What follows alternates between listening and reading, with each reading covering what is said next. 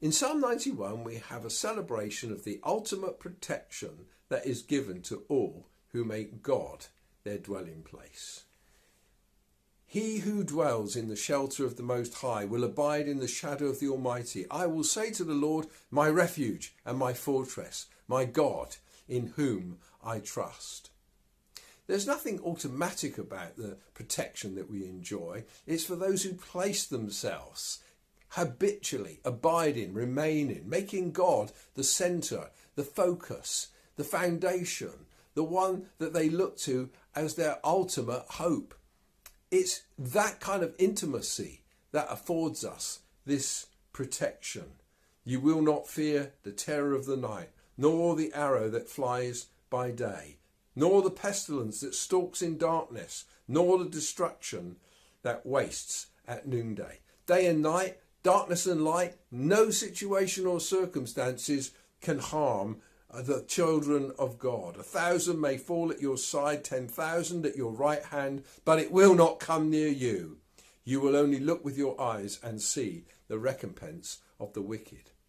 Now, such overwhelming assurance have led some people to view this psalm as a kind of mantra or a charm. If only you recite this, then no harm will befall you. But there's nothing automatic about that.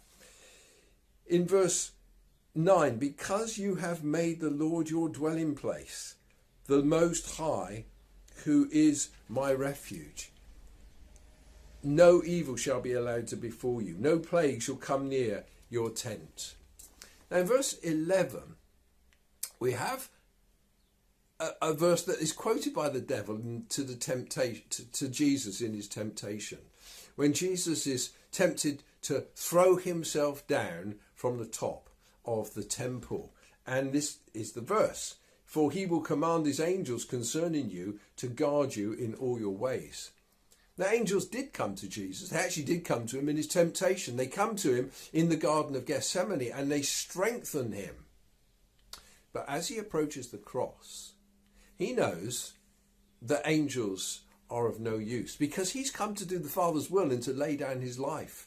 And he's not exempt from sorrows and suffering. He's the man of sorrows who's come to suffer and take the sins of the world. On their hands they will bear you up, lest you strike your foot against a stone. You will tread down the lion and the adder, the young lion, the serpent, you will trample underfoot. But his feet were pierced. His body was hung on the tree. He was left alone to die. No angels, no help, nothing. He bore the curse, so that actually the protection that's offered here, the ultimate protection, is ours. Nothing can come your way except that which is ordained by God. And any sorrows, sufferings, pains, setbacks, losses, crosses, he will turn for good. In Luke 21, Jesus says, some of us will be given over to persecution and even to death, and yet not a hair of our head will perish. That's the ultimate protection.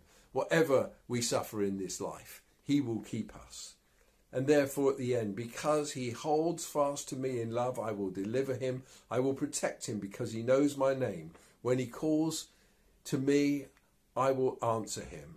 I will be with him in trouble. I will rescue him and honour him. With long life I will satisfy him and show him my salvation. That's the ultimate. Everything else is passing.